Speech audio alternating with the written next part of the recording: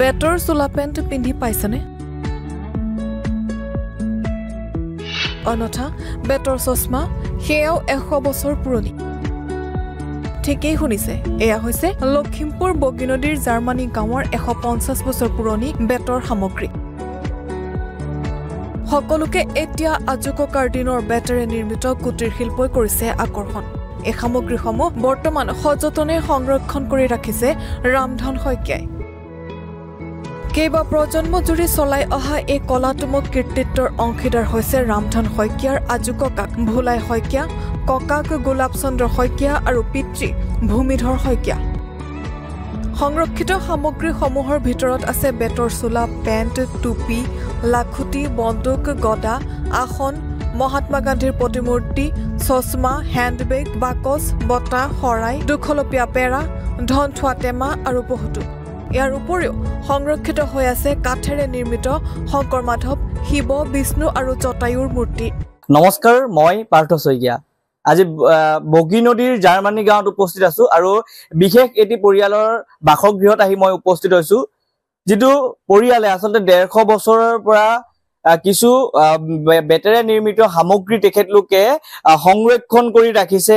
আজু ককা, ককা আৰু দেউতাকৰ পাছতে আচলতে ৰামধন শইকীয়াই এইসমূহ যি সামগ্ৰী দেখিছে, এই সামগ্ৰীসমূহ তেখেতলোকে সংৰক্ষণ কৰি ৰাখিছে। এইখিনি বস্তু সংগ্ৰহালয় এটা প্ৰয়োজন।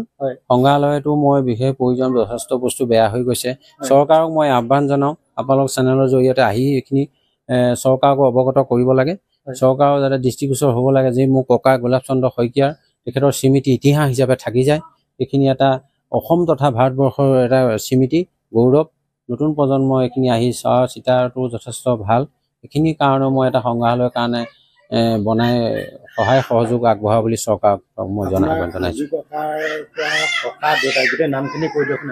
মোৰ আজু ককাৰ নাম আছিলে ভোলাই শইকীয়া, মোৰ ককাৰ নাম হৈছে গোলাপ চন্দ্ৰ শইকীয়া আৰু মোৰ দেউতাৰ নাম হৈছে ভূমিধৰ শইকীয়া আৰু মোৰ নাম হৈছে ৰামধন শইকীয়া।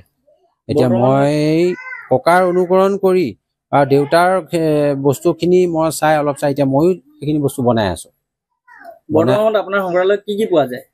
কি আছে? 150 বছৰ বয়সৰ কাঠৰ মূৰ্তি আছে, গৰুণ্ড, হনুমান, জটায়ু পক্ষীৰ ধৰি শিৱ আছে, এনেকৈ বিভিন্ন যথেষ্ট বস্তু আছে। কাঠৰ বেতৰ আসন আছে, বেতৰ মহাত্মা গান্ধী বনাইছিলে, বেতৰ চোলা, পেণ্ট ইত্যাদি কৰি অৰ্ধ শতাধিক বুলি ক'লেও বেয়া নহয়, সৰু সুৰা।